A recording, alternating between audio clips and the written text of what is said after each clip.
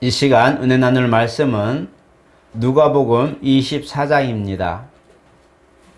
누가복음 24장 36절로 43절 말씀 우리 천천히 교독하겠습니다.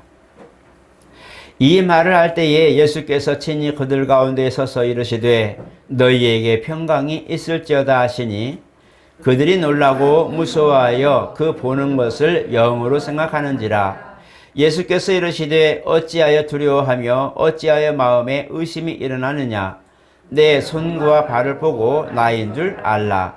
또 나를 만져보라. 영은 살과 뼈가 없으되 너희 보는 바와 같이 나는 있느니라. 이 말씀을 하시고 손과 발을 보이시나 그들이 너무 기쁨으로 아직도 믿지 못하고 놀랍게 여길 때에 이르시되 여기 무슨 먹을 것이 있느냐 하시니 이에 구운 생선 한 토막을 드리니 받으사 그 앞에서 잡수시더라. 아멘. 우리 한번 같이 합니다. 예수는 하나님의 아들이신 사람이시다.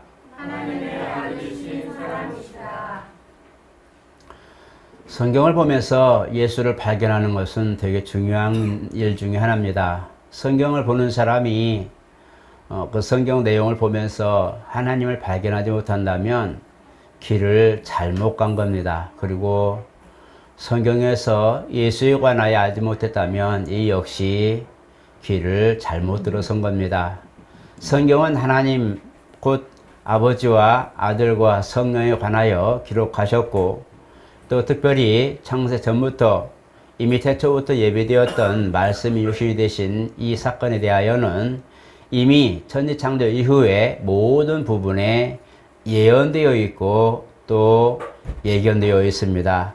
우리는 선지자라고 하는 구약의 이제 이스라엘 사람들 중에 말씀을 가지고 하나님의 뜻을 전달했던 그 사람들을 만나게 됩니다. 이들이 구약 전체를 보면서 하나님의 뜻을 연결시켜 왔고 주인과 하나님 사이에 막힌 담을 또 말씀을 통해서 중재했고 그 다음에 선지자를 통해서 하나님의 뜻을 이스라엘에게 전했던 것을 성경은 말씀합니다.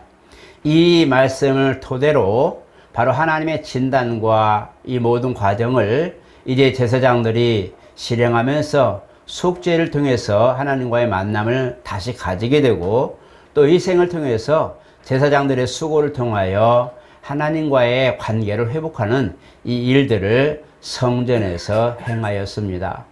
이렇게 이스라엘 속에서 하나님을 알게 된 사건은 바로 주께서 이제 어떠한 모습과 어떤 사건으로 어떠한 이제 우리 가운데 마음과 뜻과 목적으로 오셨다는 것을 알려주는 중요한 그런 다연서이기도 합니다. 그래서 우리가 전주에 보았던 것처럼 이사야 53년뿐만 아니라 레위기와 민수기, 그 다음에 신명기, 또 출애굽까지 모든 모세오경을 보면 희생에 관하여 자세히 수록되어 있는데 성막에 짓는 모습과 재료들 그리고 희생을 위해서 나아가는 그런 재료와 그 다음에 희생물들 또 희생을 드리는 그 사람의 마음들을 이런 것들을 기록한 것이 이제 우리 가운데 이것이 그리스도 안에서 어떠한 모습으로 대하며 어떠한 모습으로 주님을 우리가 맞이해야 되는 것도 알려주고 있어요. 우리가 위에서 보는 입장이라면 하나님 안목으로 본다면 주께서 죄인을 향하여 오시는 길과 어떻게 준비된 성도들을 만날 것과 그 다음에 그가 어떠한 모습으로 죽으시고 희생을 통하여 속죄하실 부분들 용서하실 부분들을 말씀했다면 오늘 우리는 하나님을 향하여 나아가는 죄인의 모습으로서 하나님을 맞이해 나갈 때는 점과 흠과 티가 없어야 된다고 말씀했는데 우리는 거룩함이 없이는 주님을 만날 수 없다고 말씀했는데 이 거룩함에 이를 거라면 바로 우리는 죄의 모습을 고백하고 자백하고 우리가 회개하고 구약에는 희생을 통해서 우리가 속죄하는 법을 배웠다면 오늘 저와 여러분들은 바로 회개를 통해서 하나님께 나아가는 방법을 배웠어요. 그래서 회개를 통하여 우리가 다시 한번 죄가 씻음을 입기도 하고 또 사함을 입기도 하고 덮음을 입기도 하고 또 우리가 회개를 통해서 또 결단하면서 하나님 앞에 또 우리가 모든 중보와 모든 그런 예물을 드림으로 말미암아 내가 하나님의 소속으로서 거룩한 자로서 하나님을 만나는 방법과 그 다음에 거기에 절차가 있다는 거예요. 우리 주님이 우리가 그냥 부활하셨다라는 내용만 가지고 오신 것이 아니라 이와 같이 하나님께서 우리를 향하여 오시는 방법에 예비될 것과 우리가 하나님 앞에 나아가야 할 때에 준비할 부분들이 성경은 다 기록되어 있어요. 그렇기 때문에 예언으로 오셔서 완료하신 그리스도의 모습과 죄인으로서 우리가 살아갈 때에 소망을 가지고 속죄를 통하여 하나님께 나아갈 수 있었던 이런 과정들은 바로 만나는 접점. 그래서 말씀이 육신이 되셔서 우리를 만날 준비를 하신 그리스도의 모습과 우리가 속죄를 통해서 언제든지 주님을 배울 수 있는 준비, 어느 시에 어느 때든지 주님이 오셨을 때에 당당하게 맞이해 나아갈 수 있는 준비가 성도에게 있는 모습이 오늘 저와 여러분들의 예배라는 겁니다. 이렇게 주님은 우리를 위하여 모든 걸 희생하셨고 도우셨고 준비하셨고 그 다음에 아버지의 뜻을 따라 우리 가운데 그 일을 행하셨어요. 우리가 이제 그리스도의 모습을 또 우리가 현현하신 모습을 보게 되면 예수 그리스도는 바로 예수는 하나님 아버지 아들과 성령 이름이요 그리스도는 바로 기름 부음 받은 자로서 아들로 순종하신 순종자의 모습을 보게 됩니다. 그래서 이제 그리스도는 하늘에서 났다고 말씀하는데 이제 고린도서에 보면 15장에 보면 주님은 위에서 났다고 말씀하고 또 주님이 직접 말씀하실 때도 나는 위에서 났다라고 말씀하고 있어요. 우리는 땅에서 난 이들입니다. 육체는 이미 창세기 2장에 있는 말씀처럼 흙으로 사람을 지었다고 말씀했어요. 그래서 우리는 흙에서 난 땅에서 난 자요 주님은 바로 위에서 난 자, 곧 성령으로 잉태되시다는 것을 오늘 성경은 조명하고 있어요. 그래서 우리 영혼은 우리가 항구적인 존재로서 우리가 영혼을 사는 그런 복을 받았지만 우리 영혼은 말씀으로 우리가 창조되고 말씀을 먹어야 사는 영적 존재라는 것을 말씀하고 있어요. 그래서 사람이 떡으로만 살 것이 아니라 하나님의 입으로부터 나오는 모든 말씀으로 살 것이라고 신명기 8장에 말씀하고 있어요. 그래서 우리 영혼 때를 위하여 산다는 것은 곧 말씀 안에서 산다는 것이고 말씀 안에 산다는 것은 그리스도와 함께 있다는 것을 증명하는 귀한 단서가 됩니다. 우리 가운데 말씀이 없으면 그리스도를 만날 수가 없어요. 말씀이 없다면 우리는 하나님 알 수가 없어요. 말씀이 없다면 우리는 죄에서 돌이킬 수 있는 단서가 없다는 것을 말하는 거예요. 그래서 말씀이 있는 자가 생명이 있고 말씀이 있는 자가 그리스도 안에 있고 말씀을 아는 자가 하나님 아버지를 아는 겁니다. 그렇기 때문에 그리스도는 위에서 났고 그 영은 우리가 하나님이신 것을 알고 우리 영은 우리가 살려준 영이 아니라 사는 영이요. 아탐이라는 것은 사는 영이란 뜻이에요. 그래서 우리는 사는 영이요. 로마서에 보니까 마지막 아담은 살려주는 영이라고 말씀하고 있어요. 우리는 살려주는 영에 의하여 살림을 받는 그런 사는 영이 존재인데 바로 위에서 난 그 이가 우리 가운데 오심으로 말미암아 사는 영인 우리에게 살려주는 영 안에 우리가 흡수되어서 그 안에서 살 수 있도록 만들어주신 것이 뭐냐? 바로 부활입니다. 부활은 우리가 속죄받을 수 있다는 소망이 열매가 된 것이고 우리가 죄로부터 사망으로부터 자유하고 생명으로 옮겨진다는 약속을 가질 때에 이 부활 사건은 바로 그것에 대한 증표요 보증과 같은 거예요. 그래서 주님은 모든 잠자는 자들의 첫 열매가 됐다고 말씀하고 있어요. 이것은 믿음 안에 살고 아무쪼록 주님 곧 메시아라는 이가 오시면 우리를 자유케 하시고 우리를 하나님 은혜 가운데 속량하는 모든 과정 속에서 생명으로 옮겨주실 것이라고 하는 용서하실 거라고 하는 이스라엘의 소망을 완료하시고 마치 보증하는 도장을 찍어준 것 같은 주님의 첫 열매가 바로 부활이라는 거예요. 그래서 이 부활에 관한 소망은 우리도 주 안에 있으면 그가 잠자는 자들의 첫 열매가 된 것처럼 우리도 부활할 줄 믿는 것이 우리의 소망입니다. 그렇기 때문에 그가 위에서 나서 우리 가운데 오셔서 곧 그리스도로 오셔서 사는 영, 곧 사는 존재인 우리 영혼에 말씀하시고 영을 부여해 주시고 영혼에게 생명을 주셔서 우리 가운데 우리가 살 수 있는 길을 열어주신 것은 이미 그가 부활하심으로 말미암아 그를 따라가면 반드시 우리가 믿는 믿음이 확실한 결실을 맺을 거라고 하는 단서를 허락해 주신 거예요. 그래서 우리가 기독교 신앙의 부활의 신앙이라고 말하는 것은 이미 살아가는 건 똑같고 소망을 가진 이들도 다 있고 그리스도 안에서 예배하면서 믿는 사람들 다 같지만 이것이 궁극적으로 열매 맺는 것은 주님의 부활 사건에 기인합니다. 그렇기 때문에 부활을 믿는 성도는 이 사건이 아무쪼록 우리 가운데 영원한 생명으로 옮겨질 때에 완료될 때에 인생이 다하고 아버지의 모든 뜻이 완료될 때에 영원한 날에 들어갈 이 소망의 근거가 주님의 부활에 있는 것이죠. 오늘 저와 여러분들은 우리의 신앙생활 할 때에 요한복음 6장에 있는 말씀을 상기해야 됩니다. 바로 63절 말씀이지만 살리는 것은 영이니 육을 무익하니라. 내가 너에게는 말이 영이요 생명이라고 말씀하고 있어요. 그렇기 때문에 내가 이 땅 사는 동안에 이제는 내가 거듭나고 부활의 소망을 가지고 확실한 그런 증거를 받았으면 영적 삶을 사는 것을 추구하라는 것이죠. 육체적 삶은 이생뿐이라 유익이 크게 없어요. 그러나 영적 일을 영혼을 위하여 사는 이들에게는 이 세상뿐만 아니라 오는 세상에서도 반드시 효력이 있다고 주님은 말씀하고 있어요. 오늘 저와 여러분들은 이 땅 상황에 육체의 삶을 사는 동안에는 상급을 위해서 일합니다. 이미 구원받은 사람들이 있을 이유가 없지요. 그러나 우리가 예수 믿는 듯이 바로 그냥 천국 가는 것이 아니라 이 땅 남아서 남은 삶을 영위하는 것은 그리스도와 함께 동참하여 그의 일을 동역함으로 말미암아 아버지의 사랑, 하나님이 그와 함께 이들에게 결단코 상을 일치한다고 했기 때문에 그와 함께한 이들을 기억하고 상을 베푸시는 그 약속을 했기 때문에 우리가 지금도 우리 몸에 주님의 고난을 채우는 거예요.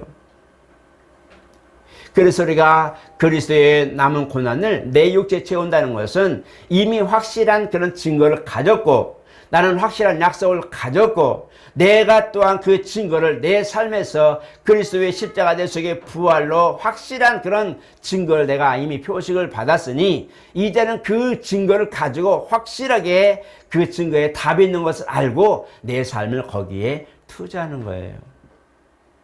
세상에도 불확실하지만 누군가가 얘기했을 때에 그것을 믿고 그럴까 하고 투자하는 분들이 많았어요. 그래서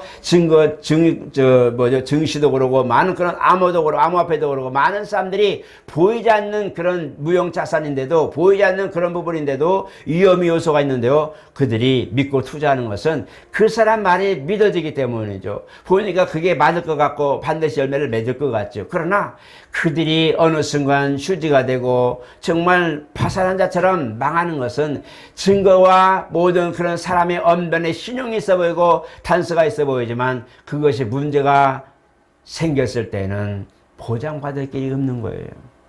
이런 부분들이 있었을 때에 바로 우리가 거기에 대한 단서는 우리가 믿든지 안 믿든지 반반의 확률이 50대 50이라는 거예요. 그래서 우리가 은행에서 보면 선물이라고 해서 그래서 막 미리미리 발굴하지만 이것은 보장되지 않아요. 내 물질을 투자해서 손해볼 수 있고 유익될 수도 있는 것 증거를 반드시 거기 보면 보증을 쓰죠.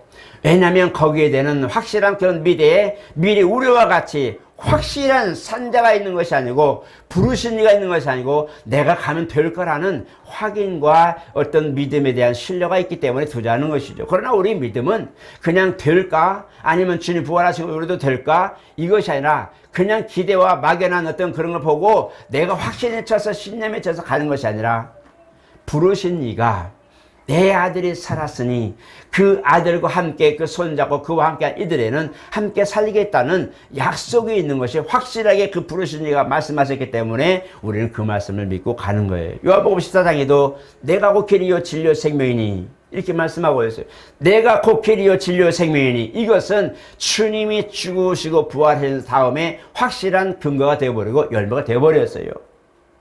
너희가 지금 나의 가는 길을 알 수 없지만 내가 인자가 죽고 부활한 뒤에서야 너희가 그 뜻을 알 것이다.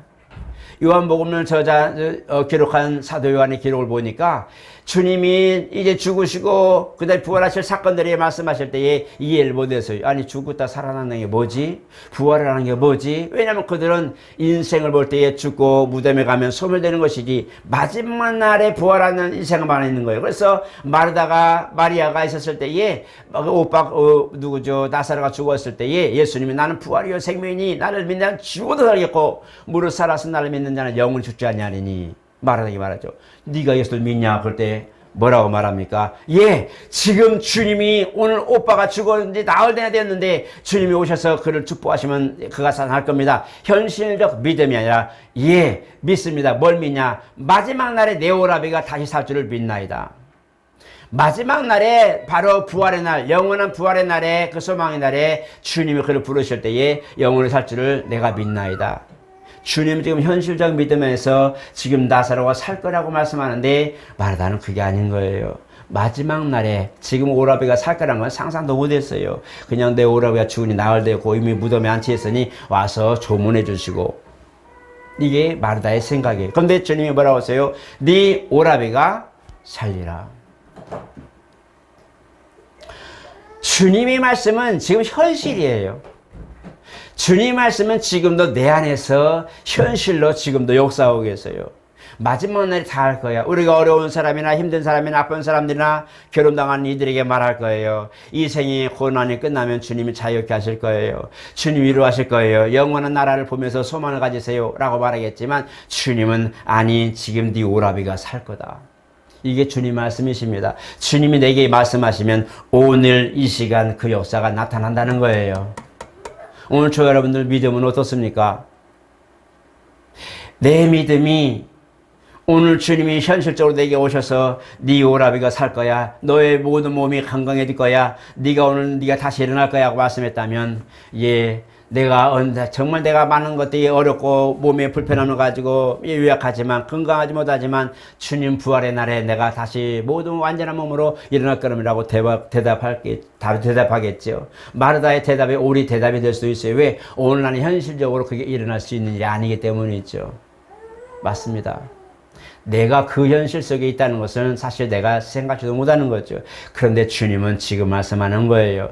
내가 부활했다면, 내가 부활이요 소망이라고 말씀했다면 내게 오는 자는 결코 내 쫓지 않겠다. 내게 오는 자, 나를 통해 오는 자는 반드시 아버지께로 갈 거라는 확신과 믿음의 증거를 주신 것이 바로 부활입니다. 오늘 저와 여러분 부활을 경히 여기지 마시고 어떤 상황이 되었든지 주님이 마지막 날에 살리실 것과 이 땅 사는 동안에도 육체의 삶이 있는 동안에도 반드시 하나님은 나의 회복을 명하실 것을 기억하시기 바랍니다. 내 영혼의 궁극적인 목표는 부활입니다. 맞습니다. 아버지 나라에 가는 것이지만 내 삶의 지금의 우리가 목적은 바로 내 삶의 현장 속에서 하나님을 경험하는 거예요. 마지막 날이 부활이라면 오늘 저와 여러분들이 지금 부활을 경험하는 그 증거는 내 안에서 회복의 역사가 나타나는 거예요. 그래서 마가복음 16장에 말씀하는 거예요. 믿는 자들에게 이런 표적이 따르리니 믿는 자들에게 이런 표적을 따르리니 저희가 뭐 했어요? 더러운 귀신을 쫓아내고 내 이름으로 더러운 귀신을 쫓아내고 뱀을 집으며 병든 자에게 손을 얹어주며 대방을 말하며 많은 부분에 바로 가난한 자에게 복음을 전파되는 이 역사 이것을 이적과 표적으로 우리에게 허락하시겠다는 거예요. 이거는 죽은 다음에 영원한 나라에 가서 보는 것이 아니라 실질적으로 내가 신앙생활하는 오늘이라고 하는 현실 속에서 일어나는 거예요. 그렇기 때문에 현실 속에서 지금 내 안에서 믿음의 결과가 지금 일어나는 역사가 지금 나는 부활의 산 경험이고 산 회복의 역사고 열매 맺는 것이 아버지께 영광이 되는 거고 내 안에는 큰 증거가 되는 거예요. 한번 따라 합시다. 내 안에는 주님의 부활하신 사건이 내 현실 속에 회복과 열매로 나타난다. 이것이 바로 오늘 저와 여러분들의 믿음의 근거요, 증거라는 거예요. 먼 미래만 본다면 나는 예수 오늘 나 예배 안 드릴 거예요. 영원한 부활만 믿고 이 세상 속에서 그 열매가 맺지 못한다면 나는 시간, 아까운 시간 여기 앉아있지 않을 거예요. 왜? 마지막 죽을 때만 주여 내가 옵니다. 내 영혼 받아주세요. 라고 되잖아요. 가끔 임종을 맞이하는 분들 보면서 마지막 날에 침례도 못 받으니까 세례받고, 그대 이렇게 이제 운명하는 그 동안에 신앙 고백하고 가시는 분들도 있어요. 제가 아는 분들도 그렇게 이제 구원받은 분도 계시는데, 정말 주님이 현실 속에 그런 열매, 부활에 대한 소망과 부활에 대한 회복에 대한 속에 열매가 없다면, 실컷 놀고 실컷 즐기고 실컷 내가 열심히 살다가 마지막 운명할 때 좀 가족도 다 모아고 내가 유언한다, 내가 이렇게 사는데 마지막에 너들 꼭 예수 믿어라, 아마 그럴 거예요. 그리고 하나님, 내가 지금까지 내 마음대로 하셨지만 이제 내가 주님 갈 때가 됐으니 예수 영접합니다 하고 가면 참 좋겠어요. 그죠? 저도 그러면 참 좋을 것 같아요. 근데 이놈의 고난이라고 받는 이 부분을 보니까 뭐 때문에 그래요? 그 주님의 부활의 소망을 갖고 사는 이에게 주님의 고난도 함께 몸에 달고 사다 보니 고난이 심하고 걱정이 심하고 염려가 심하고 괴로움이 심한 이것을 나도 역시 담당하게 되는 거예요. 누가복음 보니까 주님이 기도하면 3번이 기도하는 보니까 주여 할 수만 있으면 이 잔을 내게서 옮기시옵소서. 주님이 그 얘기를 할 때 심히 고민하고 내가 죽게 되었으니 얘들아 너 여기서 나를 위해서 기도해 줘. 내가 심히 고민하고 죽게 되었는데 그 내용이 뭐예요? 고난을 당하시고 잡히시고 고난 당하시고 그 고문 당하고 지금 십자가 달려 죽어야 되는 이 사건을 보면서 그가 얼마나 괴로웠던지, 그가 하나님이시라도 순종하는 법을 배워서, 히브리서에 말씀하고 있어요. 순종하는 법을 배워서, 빌립보서에 보니까 하나님의 본체 형상이지만 하나님의 형상됨을 그걸 취할 것을 여기지 않냐고 종의 형체를 가지고 사람의 모양으로 나타나셨고, 그거는 하나님이시라도 순종하는 법을 배워서 심한 통곡과 눈물로 간구와 손을 올렸고, 주님이 말씀이 육신이 되어서 그리스도로 오셨지만 능히 이루실 것을 하나님의 통해 약속을 받았지만, 그러나 그 몸으로 당하실 고난과 그 정말 죽음의 그런 고통의 쓰라린 맛을 경험할 그 부분에 대해서는 그도 역시 인간의 모든 걸 가졌던지라, 연약함을 가졌던지라 괴롭고 힘든 상황이 누가복음에 나와 있어요. 우리가 고난당하고 이따 사는 동안에 이걸 누릴 수 있는 것은 살아있기 때문에 그래요. 내 영혼이 이미 육체를 벗어나 버렸다면 나는 그런 걸 경험할 필요도 없고 경험할 이유도 없어요. 그러나 내가 살아서 내 영혼에 사람을 받았다는, 생명을 얻었다는 이 단서 하나가 주님의 고난에도 동참할 수 있는 단서를 주신 거죠.